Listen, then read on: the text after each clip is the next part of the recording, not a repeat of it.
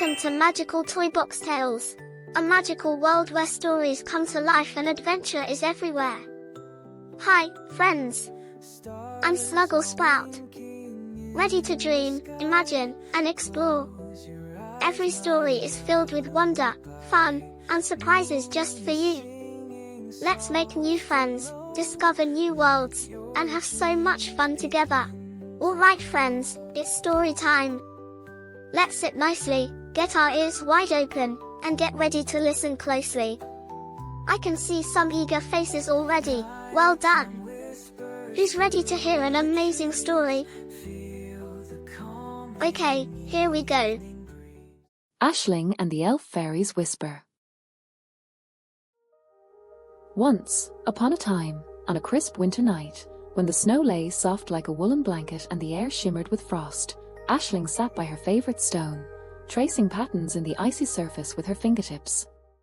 The valley was silent. No wind, no rustling of birch trees, only the distant crackle of ice shifting in the fjord, like glass whispering secrets to the sea.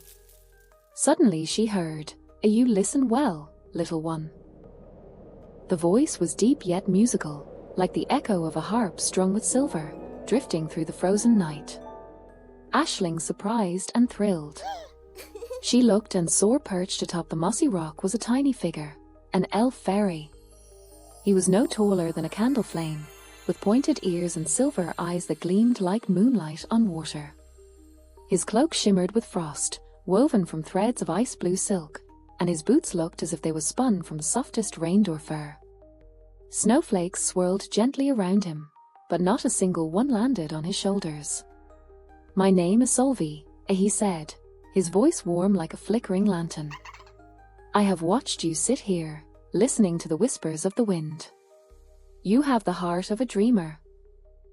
Aisling's light green eyes widened, reflecting the pale glow of the stars above. "Are you real?" Aisling whispered. Sölvi chuckled, the sound like wind chimes made of ice. "As real as the snow that falls and the fire that warms your home." She giggled, a breath of warmth in the cold air. "Why have you come?" His face grew serious, the silver in his eyes darkening like a storm cloud over the sea. "Because our magic is fading. Long ago, humans and elf folk shared stories, songs, and secrets. But now, few listen, and fewer still believe.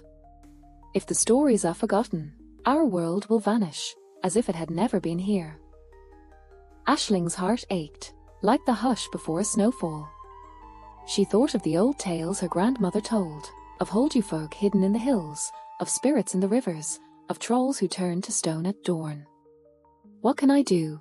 she asked, her voice small but certain. Sölvi fluttered his wings, pointing to the stone glistening beneath his feet. His silver eyes gleamed. "Share the stories. Tell them to your family, your friends, even to the wind and the mountains. The more you speak them, the stronger the magic will grow." Aisling placed her hand on the mossy stone, feeling its cold surface beneath her palm. The ancient rock hummed softly, as if remembering the stories of old. She told her grandmother's tales to her little brother before bed, her voice weaving spells in the candlelight. She shared them with her friends at school, their eyes wide with wonder, their breath fogging the frosty air as they whispered secrets of the hidden world. She traveled to every nearby town to share the tale, and soon, it was murmured through every village in Iceland. And when she returned to the mossy stone, Sölvi was there, but he was not alone. He had brought his whole family of elf fairies. The stories of Bjargavik grew strong again, carried on the icy winds like golden threads, stitching together the past and the present, the real and the unseen. Thanks to Aisling, the elf fairies had a home to return to. And if you were very quiet, and very lucky, you just might hear the laughter of an elf fairy, dancing through the hills. The end.